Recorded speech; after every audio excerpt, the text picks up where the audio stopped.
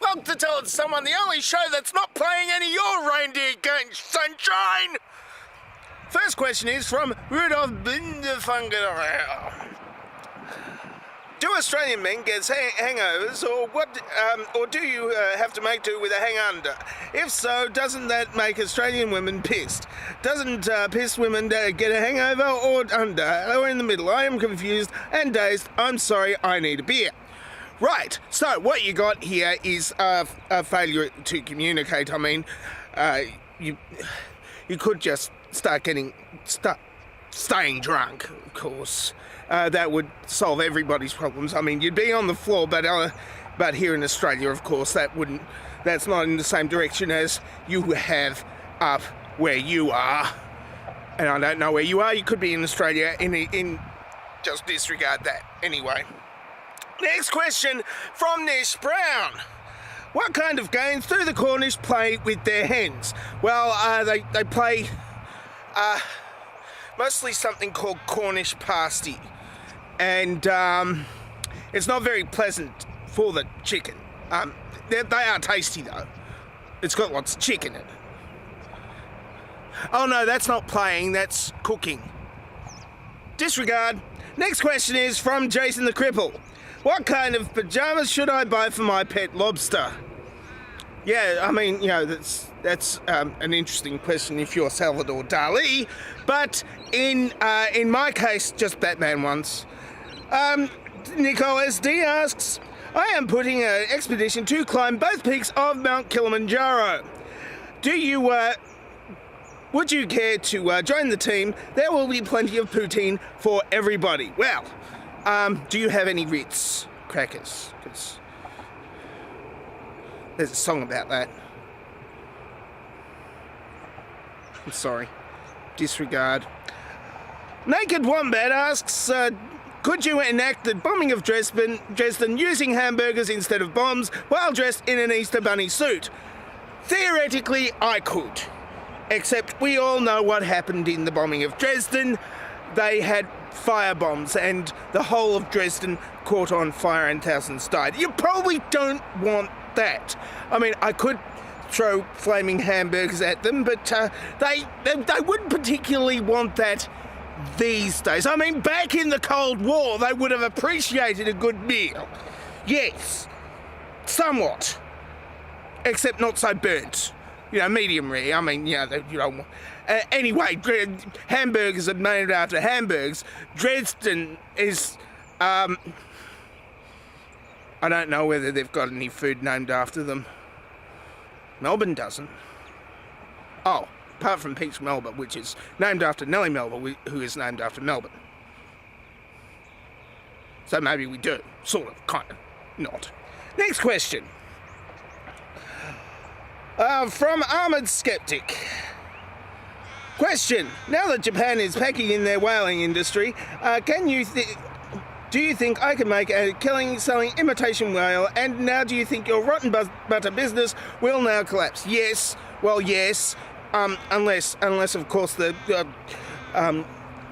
Bureau for Cetacean Research finds other research for them to do on whales, which would require grenade-tipped harpoons. They did all their research, the research they can into deliciousness, but you know they could have other research to do, like, you know, the effectiveness of grenade-tipped harpoons on the heads of whales, for example. So I wouldn't pack it in yet. And even the butter, even the rancid butter that I have stockpiled, that just gets more and more smelly. So once, even if Sea Shepherd don't need any rancid butter anymore, I still have an asset that's growing and growing in value. Stinkiness. Same thing, isn't it? Next question. From Crazy Jack Adams. On Wednesday, John ate 9 slices of pizza. The other day, he ate 3 slices of pizza. How long until John's diabetes catches up to him? Well, no, it won't catch up to him because, you know, all that arteriosclerosis and hypertension and clogged arteries and that sort of thing will get him before his diabetes does. I mean, if he was eating marshmallow pizzas, that'd be a different story, but he's not. He's just eating, like, plain, ordinary margarita pineapple pizzas, as you do, with meat lovers on it, and Vegemite, and Nutella. Next question is from Deep Ashtray. Here's a tell it to someone question. What shape would a TARDIS take down under? Well, I mean, we've got a lot of stuff here. Stuff lying around, you'd have to have it about this big and about that tall, and there's nothing here. There's nothing here apart from stuff. I'm going to check. I can't think of anything. I've got to think of something. I mean, I just can't sit here with them looking at nothing, like just bushland. I mean, that's fine and everything, but it gets a little boring after a while. I mean, it's just trees and explosions. But I put that in digitally later.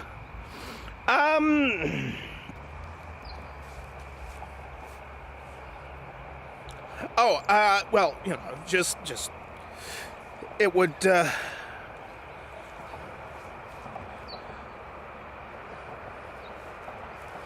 He'd turn up in an esky, an esky would appear over there, and he'd clamber out. It'd be a big esky. Well, it's one of those foam beer coolers. That's what an esky is. Like, it's like one of those foam beer coolers, except made of like aluminium or plastic.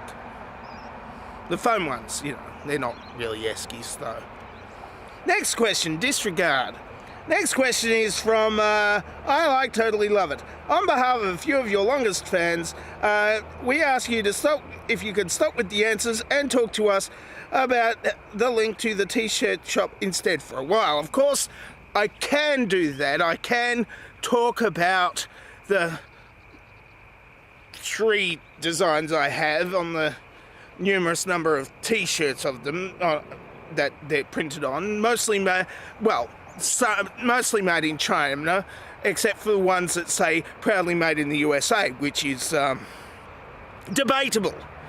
I mean, if I was a t-shirt, I wouldn't be proud because I wouldn't be sentient, which is, a little bit confusing for some people. I mean, maybe the people who make the t-shirts are proud that they're made in the USA, but honestly, if you've seen the conditions that garment workers make stuff in, then you might, you'd walk around naked, really, if you really cared. Especially young ladies. Not too young, of course. No, between 20 and 25. Oh, I'm back, am I? That's it for Tell It Someone for this week. If you would like to ask me a question, then ask me a question down there. And here is your dovetail neck question for next week.